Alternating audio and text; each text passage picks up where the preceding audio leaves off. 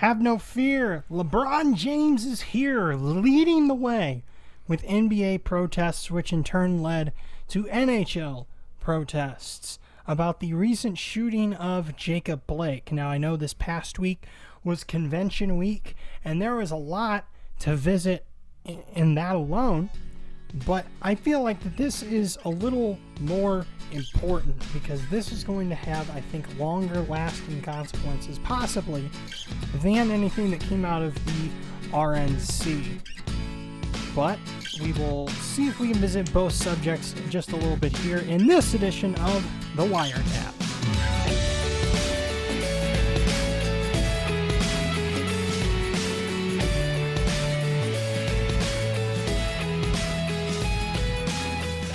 Hello everyone, my name is JD. And this is Logan. And this is the WireTap. Thank you for joining us. And we will just start right off the bat with the NBA and the NHL.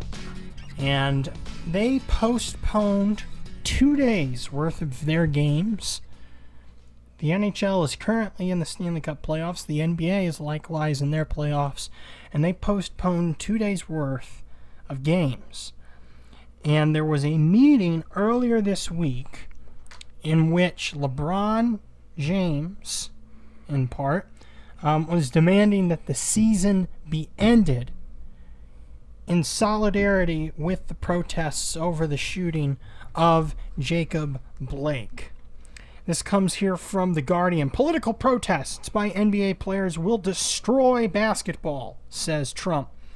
And just the headline is enough to make your head explode. Donald Trump has claimed that what he viewed as political activity by the National Basketball Association would destroy the sport. After star players such as LeBron James refused to take the court for playoff games this week in protest at the Kenosha police shooting, the U.S. president expanded his attack on the boycott. I think what they're doing in the NBA in particular is going to destroy basketball, Trump told reporters on Air Force One Friday night. He said it would be threatening to the NBA. NBA players halted play for 3 days in a protest sparked by the police shooting of Jacob Blake, a black man in Kenosha, Wisconsin. So NBA actually extended to 3. NHL, I know for a fact, was 2. But and just the headline, Donald Trump claimed that what he viewed as political activity.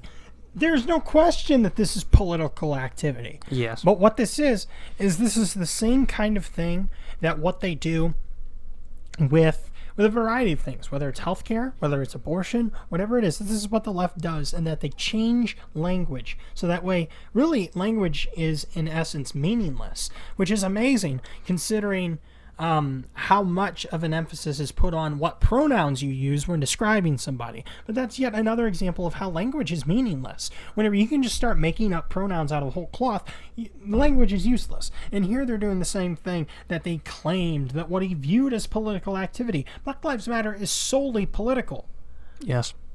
All of these protests are solely political. There's nothing that he claimed or that he viewed about it. It was an overt political statement. Wow, they're just protesting basic human rights. Of what? On what basis? The whole premise is false.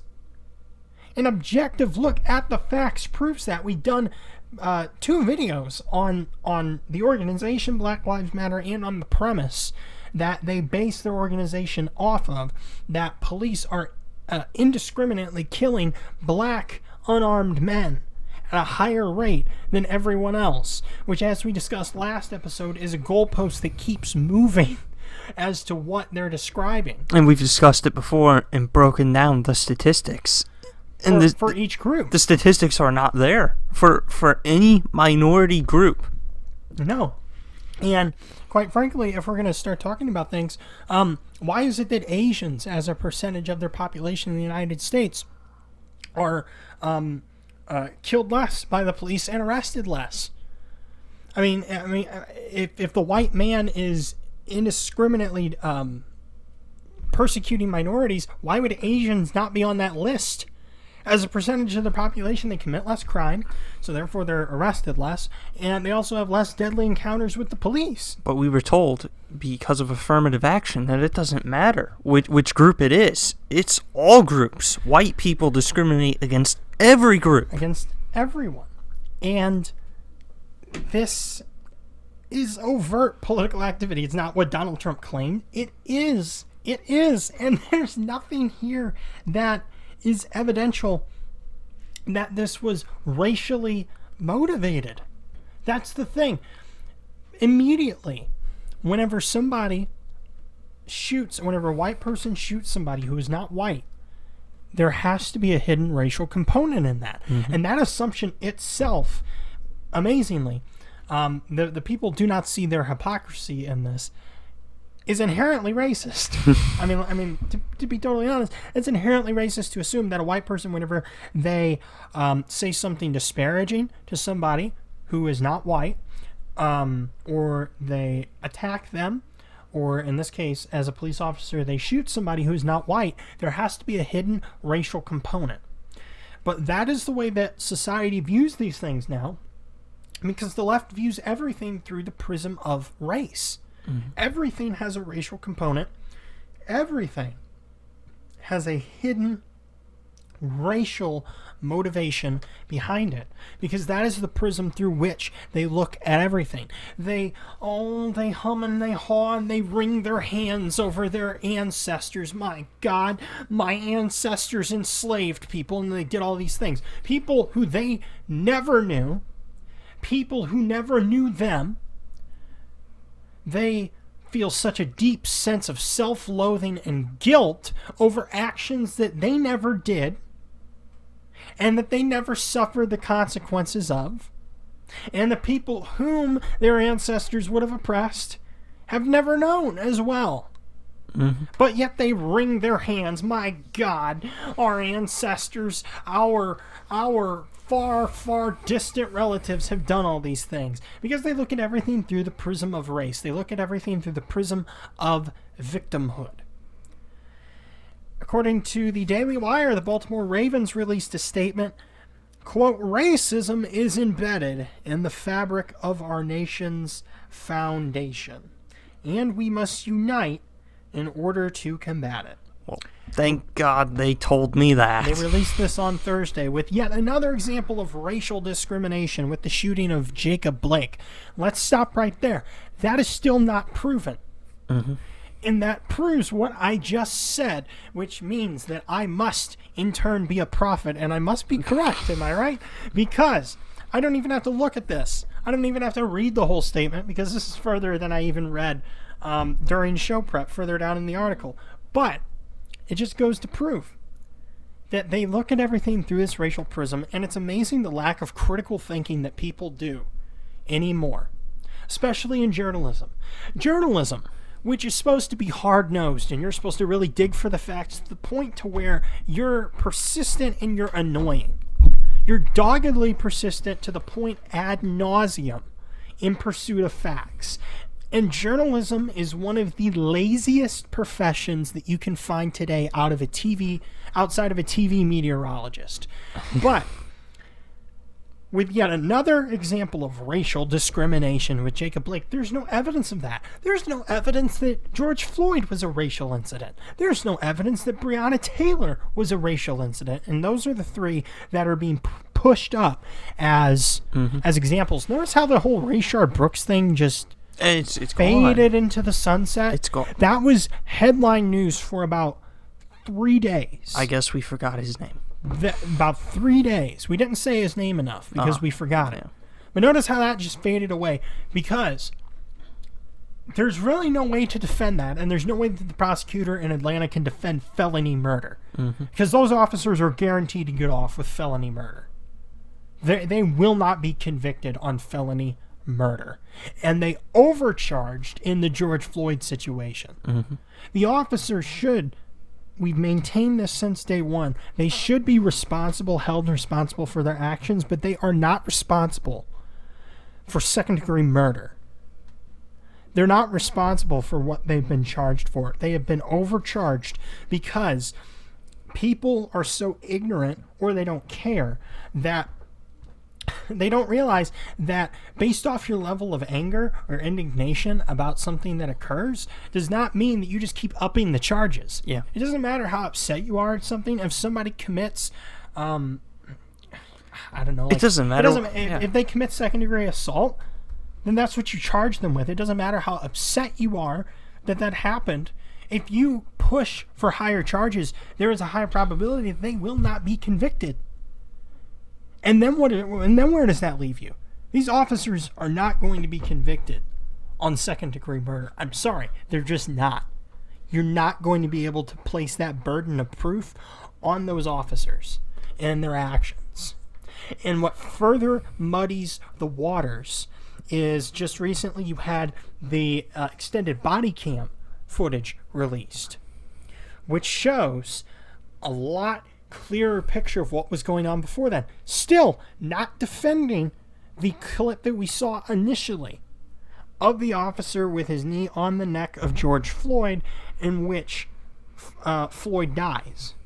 But it paints the picture in the many minutes leading up to that incident, showing George Floyd as fairly incoherent, suddenly suffering from claustrophobia as they're trying to place him in the back of the car, resisting that, asking to be placed on the ground, saying that he can't breathe while they're just trying to put him in the car. Well, the autopsy more results from the autopsy just came back this week and showed that he had fentanyl in his system. Exactly. And that was something that was consistent with the medical examiner's report as well. The medical report that the family of George Floyd had paid to have done independently said that asphyxiation was the cause of his death, which would have been consistent with the narrative that it was the officer who would have killed George Floyd. Mm-hmm. The coroner said that was not the cause, which, you know what, let's just even take that one off the table if you want, because a coroner is a political position. Mm-hmm.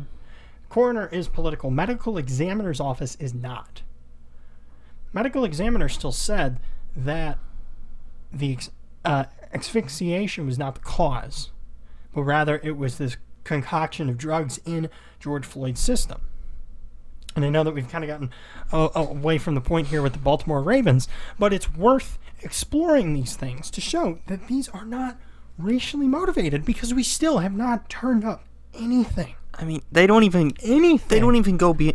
It's not even surface deep. It's if you looked at the surface of even these things, you'd see that it's not racially motivated. No. In the way that they propel it to be. And there has been nothing that has come forth about any of the officers in that situation that in any way raises any sort of suspicion that this could have been racially motivated. The same thing with Breonna Taylor.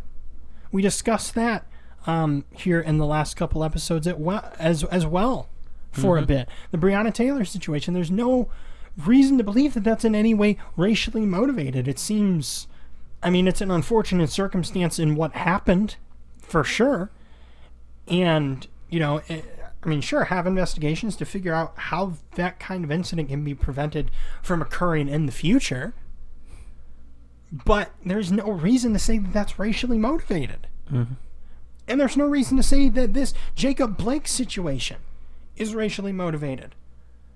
But continuing on with yet another example of racial discrimination with the shooting of Jacob Blake and the unlawful abuse of peaceful protesters. Good God. We must unify as a society. It is imperative that all people, regardless of race, religion, creed, or belief, come together to say enough is enough. This is bigger than sports. Racism is embedded in the fabric of our nation's foundation and is a blemish on our country's history. If we are to change course and make our world a better place, we must face this problem head on and act now to enact positive change. So the Baltimore Ravens are football players by day and historians by night. Are they even football players anymore, or are they going to be activists? Peaceful protesters. And you know what? Here's the thing. I never will forget the most glaring example of this is MSNBC. After the initial George Floyd thing, they had a reporter on the ground in Minneapolis, in Minnesota. And they go to him, and he says, well, these protests have remained mostly peaceful. There's literally a multiple-story building on fire behind him engulfed in flames. And he's standing in front of that reporting saying that things have been mostly peaceful. And there's probably been multiple instances of that same kind of thing. People doing reports live from the street. Meanwhile, there's 5 cars on fire being burnt. People taking baseball bats, smashing out windows, throwing Molotov cocktails and the like. But it's mostly peaceful. And if I believe they've been burning down low-income housing. Yeah, that was built in black neighborhoods. Only the left, to show how much they think Black Lives Matter could in turn destroy all of the black neighborhoods, to show how much they care about black lives. Black livelihoods don't matter, but black lives do. The NHL released a statement, and it said, Black and brown communities continue to face real, painful experiences. The NHL and NHL Players Association recognize that much work remains to be done before we can play an appropriate role in a discussion centered on diversity, inclusion, and social justice. That isn't your job. Exactly. You took the words right out of my mouth. That isn't your job to do that. Your job is to play your sport. And it's the same thing with the NBA. I wish that the majority of people had the ability to take days off of work because of something that they don't like or they don't agree with happening in the world, to just be able to not go to work, not do their jobs, and everyone just be okay with it. Of course, LeBron James is in the off season. But you have these multi-million-dollar athletes who, in the most tone-deaf and elitist move that you can do, just not play because there's things that I just don't like or that are overtly political. Just as an overt political statement, I'm just not going to work. That's just one of the most tone-deaf and elitist things that you could ever do as these multi-million-dollar athletes in the NHL and the NBA. And this comes from somebody who loves the NHL and is unfortunately a St. Louis Blues fan. And you talk about... and this is the way that all sports have been moving. This is because sports are supposed to be the escape, right? They're supposed to be aloof from all this. Perhaps the most overt, political statement in a sporting event was the miracle hockey team against the Soviet Russians. In what was it, 84? 84. I mean, that might have been one of the most overt political things, but that was a national unifier as America against the Soviet Russians at that time. Other than that, sports is supposed to be removed from that outside of a general America sentiment. But that's the very thing that's come under attack because that's what's been under attack in our culture for decades now.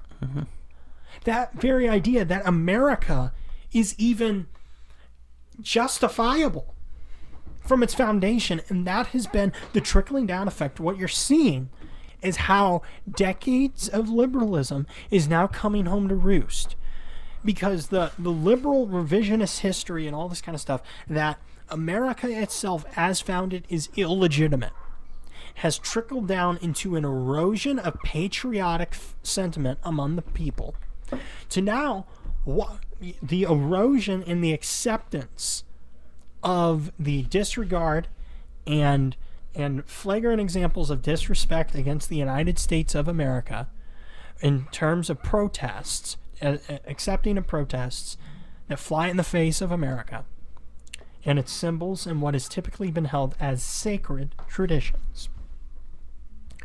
All of these things have been eroded because, and it stems back to the idea that America itself is illegitimate, because it even says, Baltimore Ravens even bring up that this is something foundational. Well, I'm sorry, but I don't see in our Declaration, I don't see in our Constitution anything there foundational as such that indicates that thing. Because it espouses the idea that all men are created equal and are endowed by their Creator with certain inalienable rights, and among these are life, liberty, and the pursuit of happiness. It's not our ideals as America that ever failed. It was us as human beings who failed to live up to those ideals. America itself as founded is not racist or any of these things. We failed. Any of our failures is on us. It's not on our ideas. It's not on the principles that we're founded on. It's been human error. It's been us. It has nothing to do with America itself. But all of this has been eroded. All of this has been clearing the way for what you're seeing now.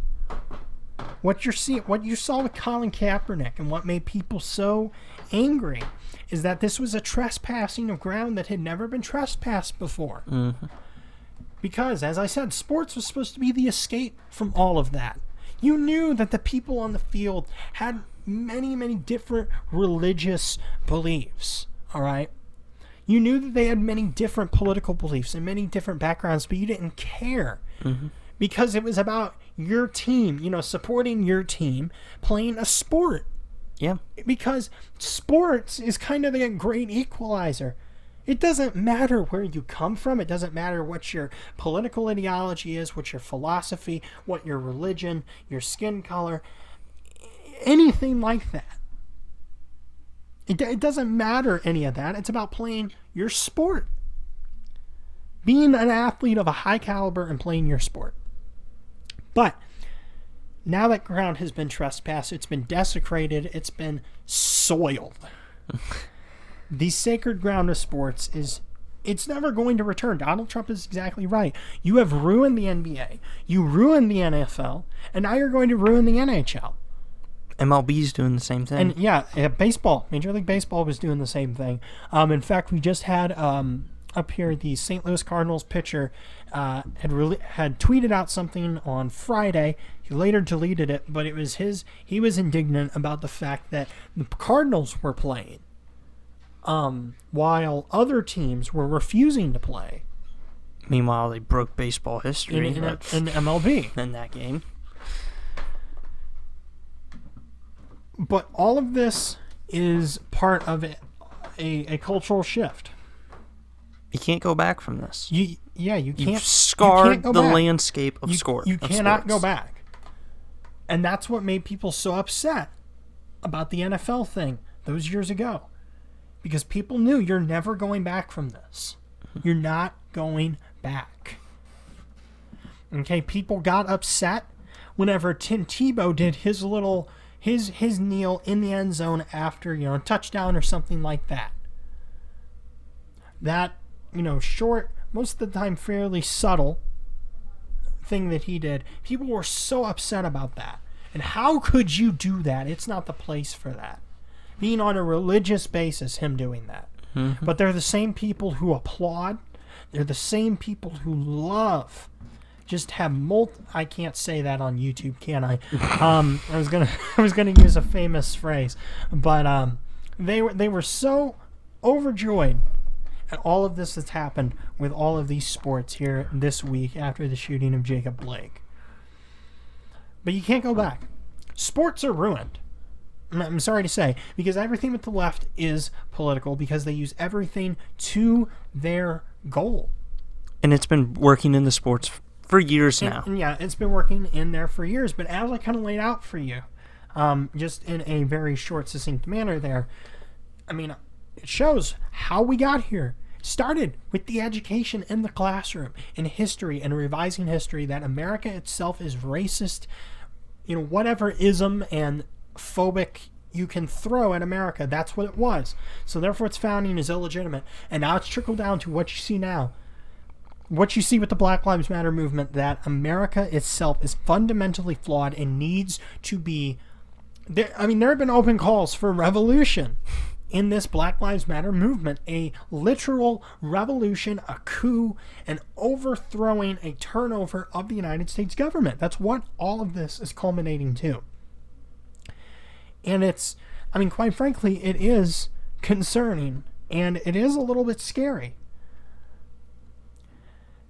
Because quite frankly, I didn't think that we would... to start this year, I don't think that any of us saw a lot of things that came this year coming. But quite frankly, I did not see the revolution of ideas in America coming quite like this. I didn't see it coming quite like the way that it's played out. I thought that it would be divided much more up the center, if you understand what I mean, in terms of the revolution of ideas coming from the center out, to where you have the right and you would have the left fighting to take the other over, if that makes any sense whatsoever. But instead what you're seeing is the far radical left pushing. It's not just your normal left and right in your Republican Democrat parties. That's what I thought in terms of how this revolution of thought would take place. But you're seeing it from the extreme fringe of the left. You're not even seeing really the extreme fringe of the right. If you're not on the extreme fringe of the left, you're an enemy, essentially. Yeah. You can be on the left, and that's what's so amazing. and if you're not on the far left. You're not even seeing the far fringe of the right. You're just seeing the far fringe of the left. And more people are moving toward the right because they're like, whoa, what's going on over here? And they attack people on the left. But it's surprising. And I think a lot of people are surprised to see this as well. And they're waking up to find, holy crap, what is going on? But that's all that we have time for this episode. There's a lot more that we could have and should have gotten into, but perhaps in the future. But make sure you follow us on Twitter and Parler. We are at the CWire, capital TCNW. We're at the CWire. Links to the stories that we mentioned are down below. Leave comments on things that you would like to see in the future. For Logan, I am JD saying goodbye, God bless, and we will see you in the next episode.